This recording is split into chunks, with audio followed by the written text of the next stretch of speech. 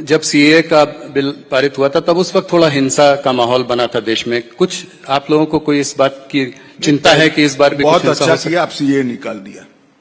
मैं चाहता था कोई पूछे, कोई पूछता नहीं था, आपने पूछ लिया, अच्छा हो गया। भाई पूरे देश के सामने ढिंढोरा पिटा राहुल गांधी एंड कंपनी ने कि सीएए से मुसलमानों की नागरिकता चली जाएगी।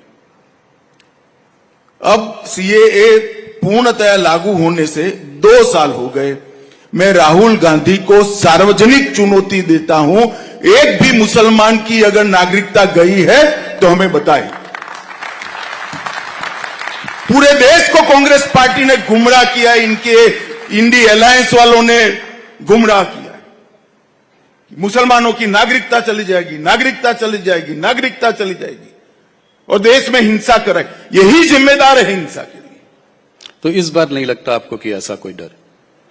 कुछ तो समझे होंगे।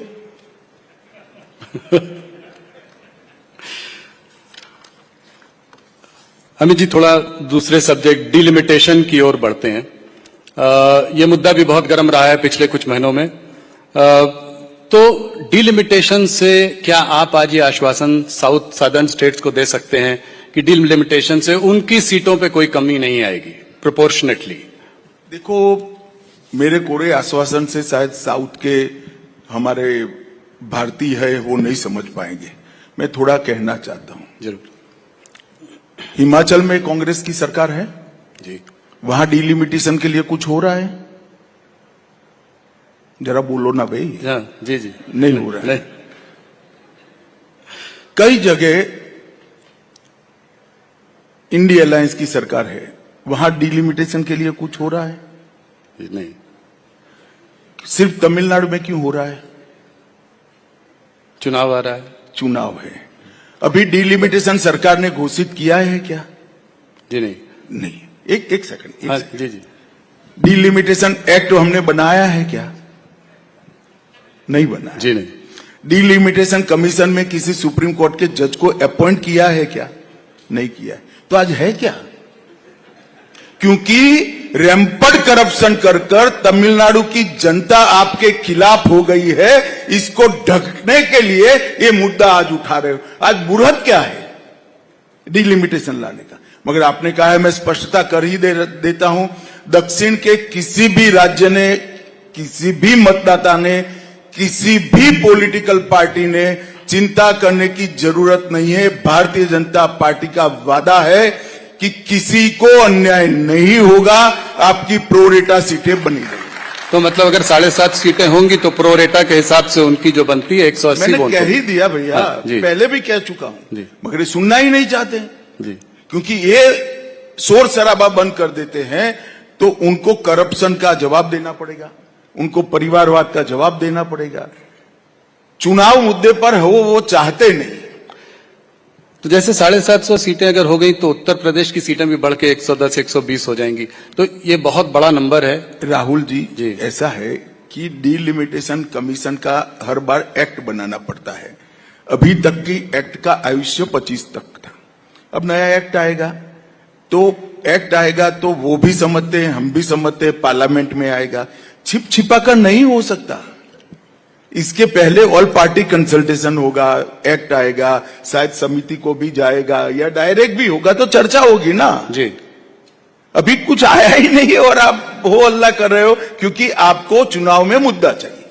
मैं ये कह रहा था कि अगर उत्तर प्रदेश में इतनी ज्यादा सीटें हों तो जैसे मायावती जी एक समय कहा करती थी कि उस प्रदेश का विभाजन होना चाहिए, 4 टुकड़ों में उसको बांटना चाहिए। वो वोट बैंक के लिए कर रहे हो, आप टीआरपी के लिए कर रहे हो। अभी भैया आया ही नहीं है डिलिमिटेशन, काहे को डिलिमिटेशन करते हैं। डिलिमिटेशन अमित जी तभी हो सकता है जब नया सेंसस आए। तो ये कैसे होगा, कब होगा? और इसमें कास्ट सेंसस की जो बात चल रही है, जो ऑपोजिशन की भी डिमांड है, उस पर आपका क्या विचार है? गट डिलिमिटेशन भी 2001 के जनगणना के आधार पर हुआ था। ऐसा जरूरी नहीं है, परंतु डिलिमिटेशन जब भी करना पड़ेगा, किस प्रकार से करेंगे, किस जनगणना के आधार पर करेंगे और किस प्रकार से करेंगे, ये सारा एक कानून बनकर संसद में पारित होता है, तब जाकर डिलिमिटेशन की प्रक्रिया शुरू होती है, क्योंकि वो हमारे लोकतंत्र का मूल आधार है। जो लोकतंत्र को सत्ता तय करने का कॉलेजियम है, हमारी संसद है, हमारी विधायिका है, वो वहीं से चुनकर आती है। तो उनकी कॉन्स्टिट्यूएंसी का डिजाइन करना इससे बड़ा महत्वपूर्ण कार्य लोकतंत्र में और कोई हो नहीं सकता। वो पार्लियामेंट के कानून से, और पार्लियामेंट के कानून को राष्ट्रपति महोदय के अनुमोदन के बाद ही होता है, और उसमें कोई पार्टी इन्वॉल्व नहीं होती है।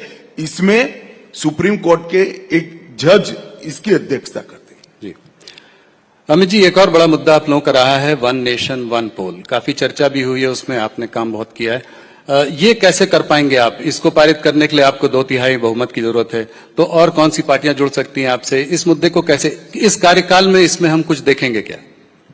देखिए भाई, आप तो ऐसा सवाल कर रहे हो, गांधी जी ने देश को आजाद करने की मांग की, तो वो कोई पूछ लेगा उनको कैसे करोगे भाई, अंग्रेजों का राज है। ऐसा है भाई, हम हमारा मुद्दा लेकर जनता के सामने गए हैं, हम जनता के बीच में कार्यक्रम कर कर भी जा रहे हैं। 2-3 साल होते होते माहौल ऐसा होगा कि कोई party one nation one election का विरोध नहीं कर पाएगी, क्योंकि ये देश के भले में है। कोई मुझे बताए कि बार बार चुनाव कर कर, खर्च कर कर हम क्या करना चाहते हैं इस देश में? एक साथ चुनाव क्यों नहीं होना चाहिए? कारण क्या है? ये कहते हैं संविधान सम्मत नहीं, कोई आर्गुमेंट नहीं करता, एक वाक्य लिख कर दे दिया है, बोले रखते हैं संविधान सम्मत नहीं। कैसे संविधान सम्मत नहीं? और नहीं है तो आपने 3 चुनाव कैसे कराए? जी, कांग्रेस पार्टी ने जब तक सरकारें तोड़ने की शुरुआत नहीं करी, की सरकारें आती थी, तब तक तो सभी चुनाव एक साथ करे, और 2-3 राज्य 4 राज्य नए बन गए, इसके चुनाव आगे पीछे हो गए। तो वो एक साथ करने के लिए असेंबलियां डिसॉल्व कर दी कांग्रेस ने। वही कांग्रेस पार्टी ये कह रही है कि लोकतंत्र के विरोधी है। 7 राज्यों के असेंबलियां डिसॉल्व कर कर वन नेशन वन इलेक्शन कराया था, और आज वही विरोध कर रहे हैं।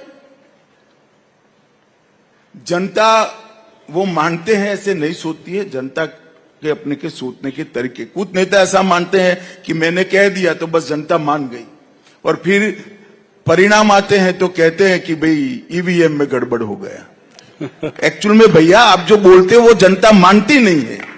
अभी तो कह रहे हैं महाराष्ट्र का इलेक्शन भी जो है उसको भी चोरी कर लिया आप लोगों ने। अगर हम जीत जाते तो क्या, वो जीत जाते तो क्या कहते? हम तो वो है 10 साल, हमारे 10 साल में इनकी तेलंगाना सरकार बनी, चेन्नई में सरकार बनी, बंगाल में बनी, हिमाचल में बनी। वो कैसे बनी फिर? तो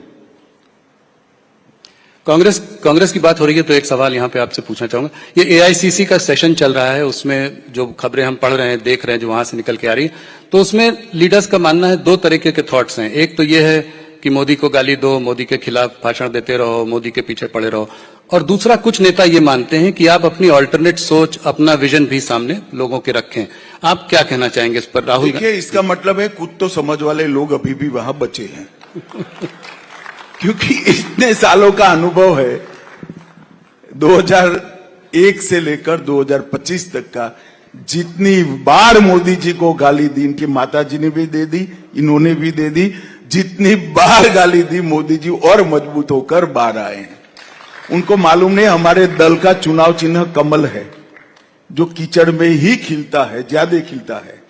तो हम तो गालियों के कीचड़ में ही खिलकर बाहर आते हैं, वो उनको मालूम नहीं। अमित जी, आपको काफी दिनों बाद इस बार इंटरव्यू कर रहा हूं। 2024 के चुनाव के समय आपसे बात हुई थी, एक सवाल उस पर भी। 2024 में आप लोगों को उम्मीद थी, नारा था अब की बार 400 पार, सीटें आई भारतीय जनता पार्टी की 240।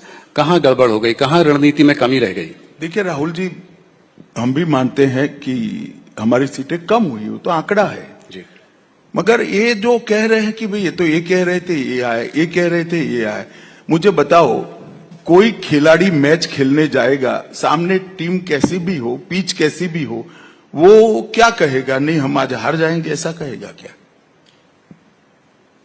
अरे भाई हमारा 300 था तो हमने 400 कहा, इसमें क्या बुराई की है भाई?